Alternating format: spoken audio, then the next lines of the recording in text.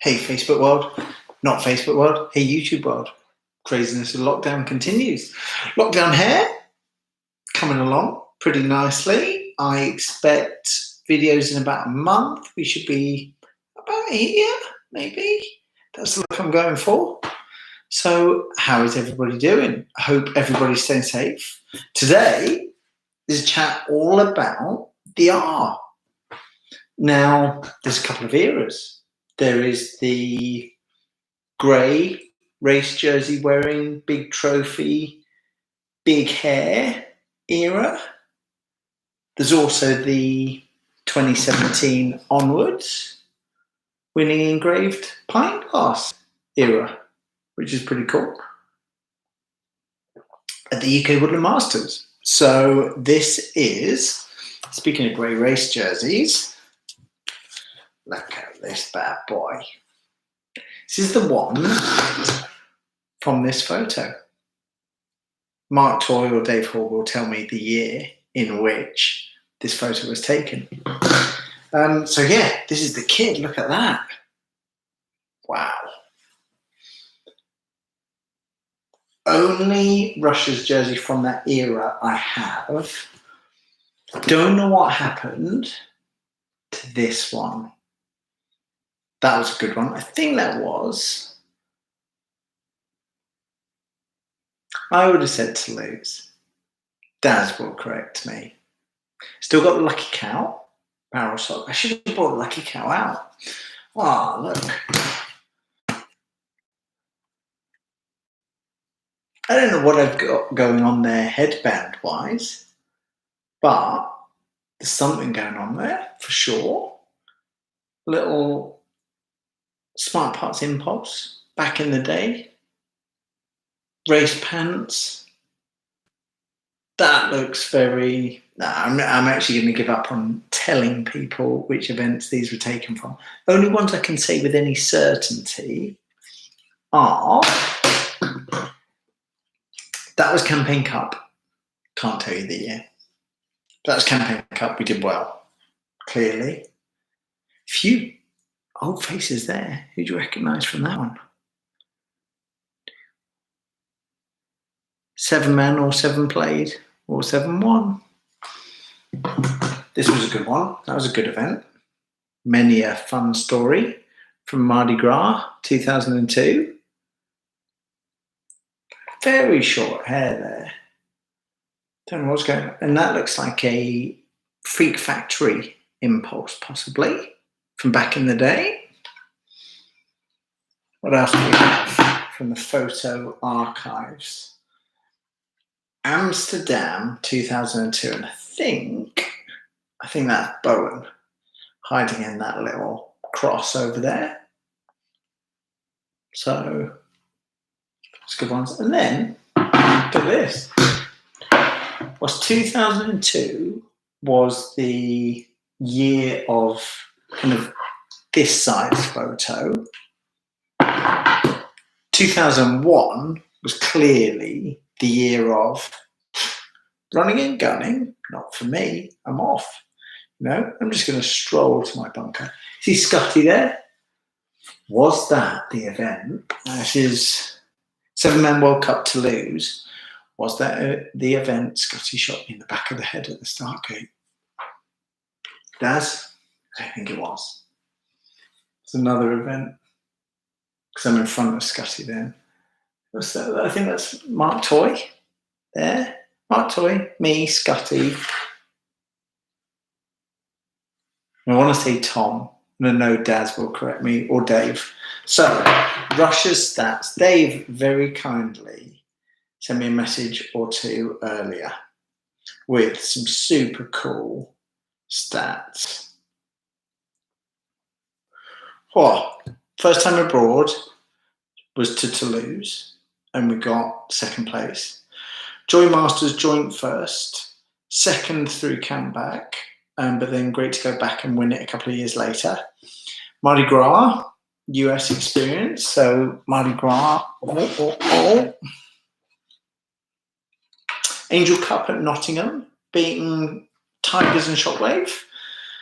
And I think Dave very kindly worked out that we did about 3 years from 98, 99 to 2001, 2002, where we were playing at least every other weekend, and did the Millennium Series as it was then, really cutting our teeth on the amateur circuit. We used to play against Scalp, we used to play against Hellwood, we used to play against Enemy, we used to play against Ignition, we used to play against MBK. Had some amazing guests over the years. People like Spiky Mikey from Rush Hour, Johan and Dre, Johan from UK Preds, Scutty, Jimmy the Sponge, Colby, Chrissy Edwards, Spesh from the All Americans, Kim from MBK, Mark from South Africa,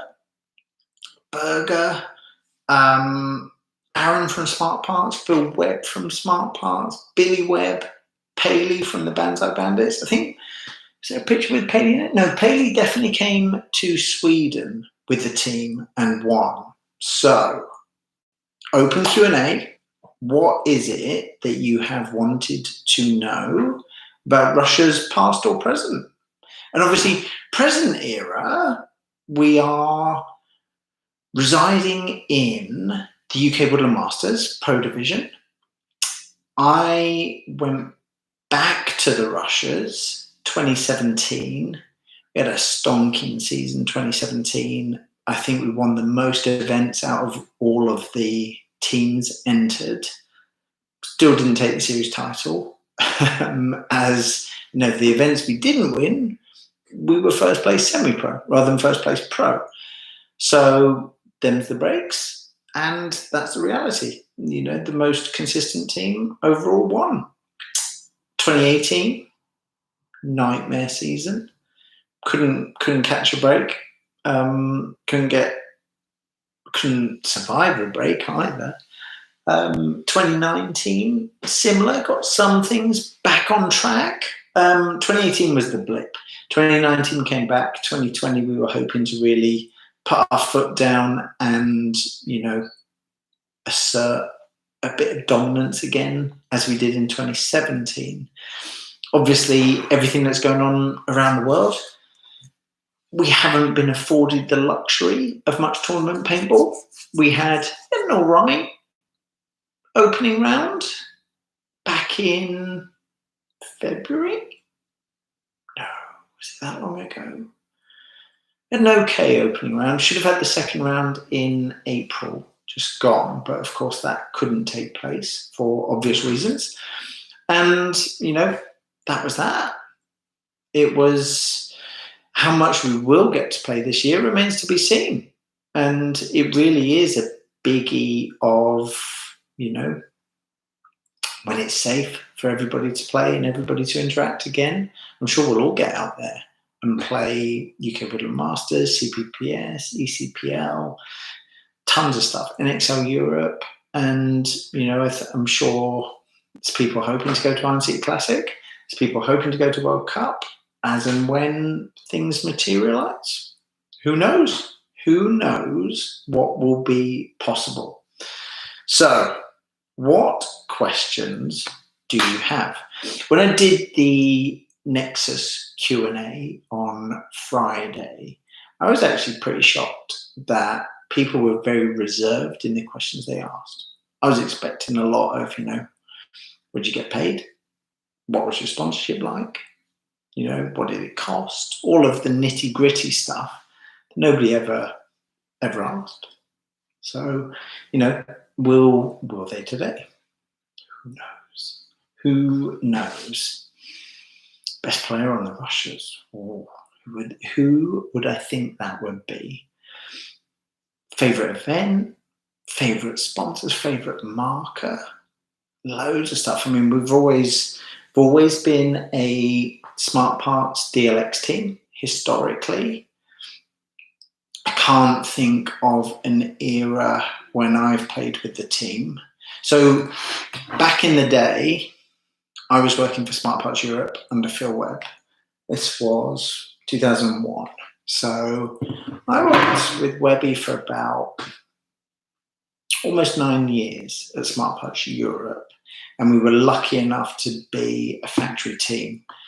Phil had always had great relationship with Dave and Daz and Billy and the boys. They had they used to wear the Renegade Splash, the black, gold and silver Splash. Shocker 4x4s, prior to that, New Venture Shockers. Then we went on to Shocker Sports, the turbo boards, remember those? And later the Impulses. A lot of these pictures are obviously the Impulse era, when we were really starting to cut our teeth on the Millennium circuit. You see that massive, chunky LPR, additional secondary LPR under that volume chamber at the front. So yeah, a lot of R&D that Dave Hall did back in the day. Big Max Flow regs on the bottom. Revies, state of the art at the time. Just so much fun. Race pants. Great. Remember Rob Perry used to do us some brilliant stuff. Even the old freak beanies. I wish I'd kept some of that stuff. Really wish I'd kept some of that stuff. That was a great marker, that Impulse. I think we all shot Impulses back in the day. Never worried about efficiency. Never felt outgunned. I'm just having a look at these old pictures. And yeah, same marker here. Stainless freak backs. I mean, look at the height of those as well. Oh, mega.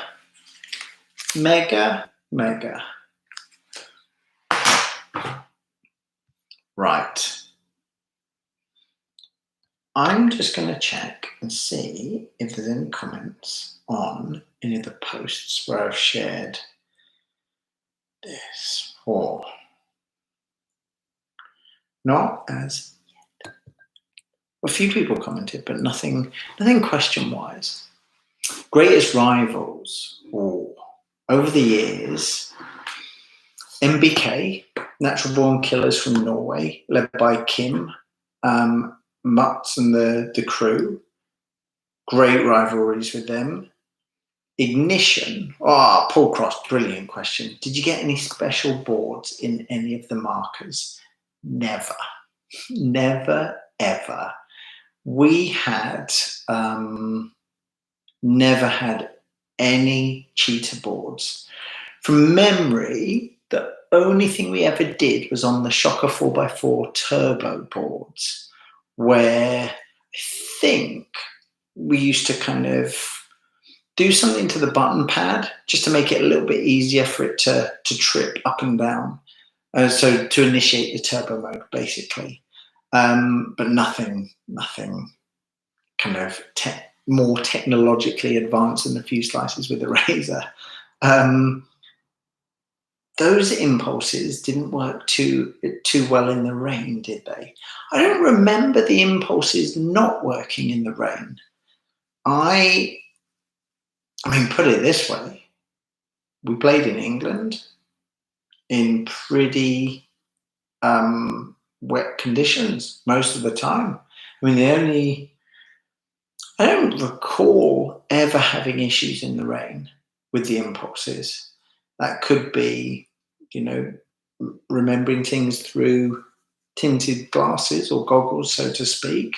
But I don't ever recall any issues of that nature. Those Impulses were pretty decent. I think there was a lot of behind-the-scenes R&D work that used to go on with them, and Dave Hall did a great job of that, and just always kept our markers tip-top. But touch wood, we were super lucky. Best event you played with the Rushers, old era and new? Old era, Sweden. The second time I want to say Sweden was probably the best event when Paley played for us. The year I'm foggy on a lot of years and details over there in that era. I I remember I never got to the opposition's end so frequently, and I never got shot by my team so much. But I think overall we were top 2 for sure. Best event we've ever played with Rushers, new era, 2017 UK Woodland Masters season at Homebush. I think there was one magical event where Daz and I didn't get shot all day, and it was just kind of walk in the park paintball with the greatest respect. We took all the shots that we hoped we could take, or we made all the shots that we knew we could take, rather. And, we just, everything that we wanted to happen, happened. What's the Rushers' take on the classic versus electro discussion? That's a decent question, actually. Open would be my initial answer. Certainly from my perspective, we were probably some of the first Europeans to really get on board with the new classic movement, going to Atlanta in 2018 to play for the Virtue von Schnitzel. So Billy, Daz and myself did that. That was awful, being perfectly honest. It was probably the worst event I've ever been to for a number of reasons.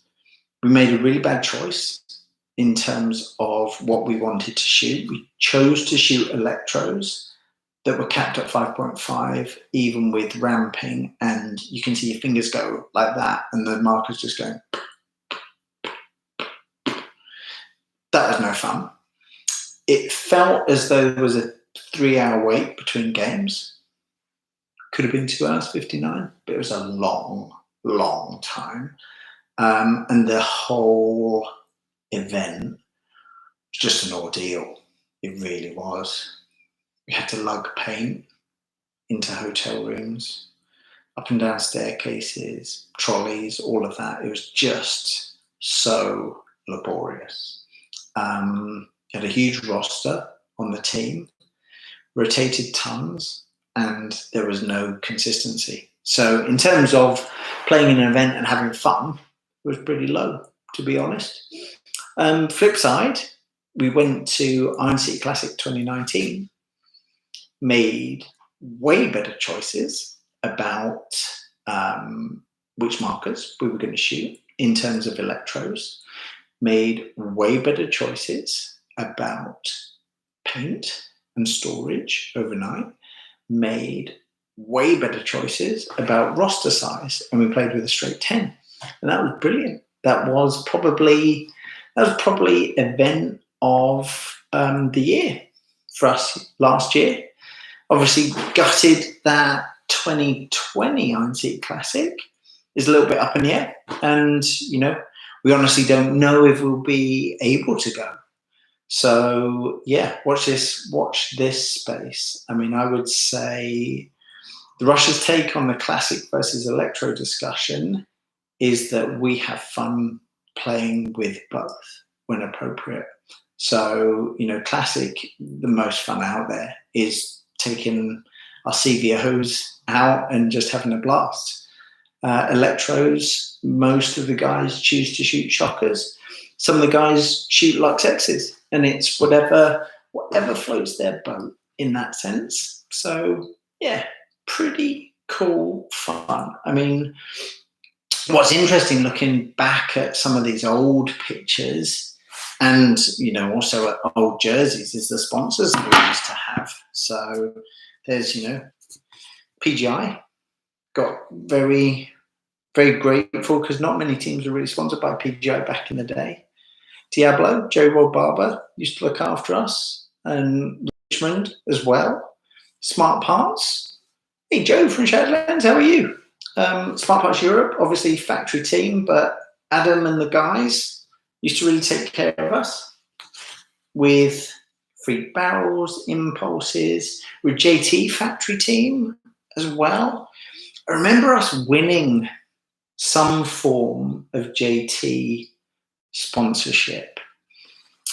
I don't remember any the details. But I know we got, Proteus goggles and stuff like that. And how awful do they look in comparison to like Flex 7s and things like that? So they were way nicer. So if only I'd kept all of those. Speaking to Pete Marsh from UK Refs online yesterday, he basically said, when all of this COVID-19 stuff's over, I've got a ton of markers in my entire collection that I'd like you to come and video and do some pieces on. And, talking about all the different eras, and he's got, markers from teams that we both played on, etc., etc., etc.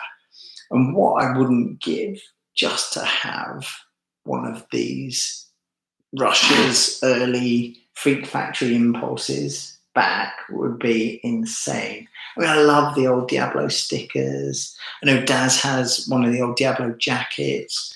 Most of the guys have their jerseys. We played Mission Paintball, which was a televised paintball show where we had, knockout events, etc. So much history, so many players. I mean, it's crazy to think who played for the Rushers. Paley came, Banzais were finished, so Paley guested for us. We had Colby Keat would play. Obviously, Mark, Bowen and myself had a massive stint on the Rushers prior to Nexus, and then all came back. And then Bowen still got confused of who he should play for, so played for the Sandbaggers a bit as well. Lucky Cow barrel sock, made for me by Kim from MBK, and it still moves. I used to always use that, never had a ref say, no, you can't use that. So happy days. Really happy days. I love as well, it's the little things. It's like, tubes on sub airfields. Mardi Gras, 2002, brutal event.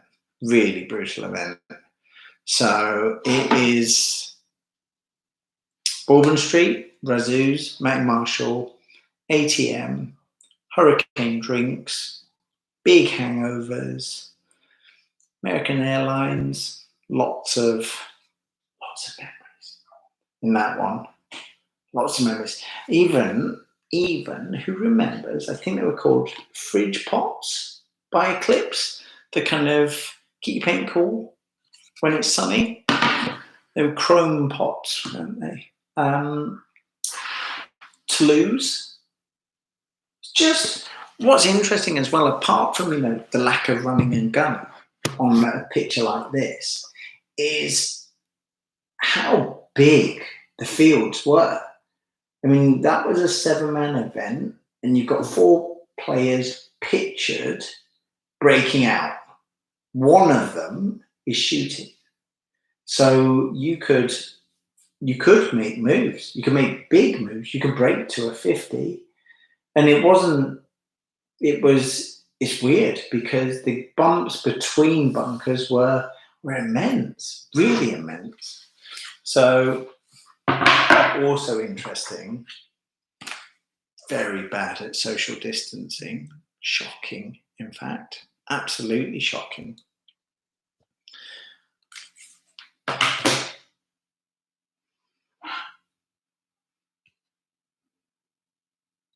Really, and it's weird as well, different bunker shapes, like the little crosses there, they were really hard to play. Events we played, Science we played, Temple, Sig Cup, Eurosplat. The Sig Cup and Eurosplat years, they were a little before my initial time on the Rushers. They were more the Daz, Dave, Billy, Tom, Pete era.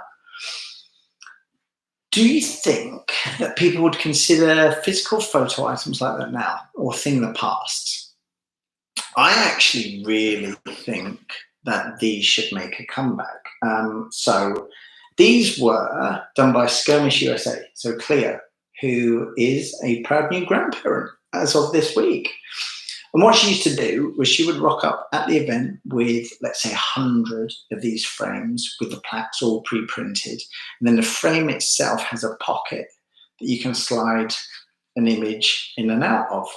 Then she would have for each team, she would have, I remember it like it was yesterday, she would have a little plastic bag that had all of your images in from the event. And it was one of those rituals that I think most teams used to do, where they'd go up to the skirmish photo booth, they'd ask for their packet, and they'd flick through and they'd go, oh yeah, love one of that, love one of that, love one of that, I'll have that in a frame, etc., etc., etc. And it was just the culture, because if you didn't react quickly enough, you would either miss out on the frames that were available, or your teammates would nab the image that you wanted. And occasionally, I think they were pretty forward thinking, where if they did a team photo like this, so this is obviously one that I picked up either from an event photographer or from Cleo, if she was there. My memory doesn't serve me correctly. But, obviously run out of actual event frames at that stage, and you're just getting the shot. But yeah, some great pictures, and they used to get stuck in as well. They were following all the teams all day, every day, and there was no social media to upload stuff to. It wasn't like, oh, just look later and then make that my profile picture. Nobody had a profile picture. MySpace wasn't even a thing. So yeah, super cool fun. Super cool fun. Physical media it is. Yeah, I absolutely agree, Joe. Something very cool about physical media. Something very cool as well about the nostalgia of when you pick up a jersey like this. What's interesting, to me at least, is the memories that come back. This isn't a jersey you could buy unless you were on the team. There weren't any. I love that there weren't any names on the jerseys. It was the R. It was all about the team, and that is, that has been the ethos of the team throughout. Sure, there's been some great players wear a Rushers jersey, but it's all about the R. It really is, and it's very fitting actually that takes pride of place on the back where a surname used to be. For me, it's as much about the relationships we used to have, the rivalries with certain players, with certain teams. I mean, it's immense when you think about all of the teams and all of the players that we have played against. Ugly Ducklings, people like that, the big Twins. Trish Hewitt used to play for them. We've played against all the pros, Avalanche, Ground Zero, just pure on craziness. And this was that era when, as an amateur team, you knew you would play pros at every Millennium event. You would have, I think it was 2 pros, 2 AMs, 3 novice, for example, to make up your prelim group. You play everyone. Everyone would expect the amateurs to beat the novice, but then the results against the pros would be hit and miss. And we probably had, I don't have any statistics for that era, but I know somebody who does, Dave. We had a pretty decent record, really decent actually, in terms of upsetting the pros. And, I think we were one of those teams where most pros didn't want to draw us. We had a pretty decent run, 2000, 2001, 2002, where we were consistently a top 3 team, most events. At least that's how I remember it. So, yeah, super cool. Super cool. And even cooler as well that you can have a jersey that's 20 years old and you still have ties, sponsorships with, the main players on it. Pretty awesome. Pretty damn awesome.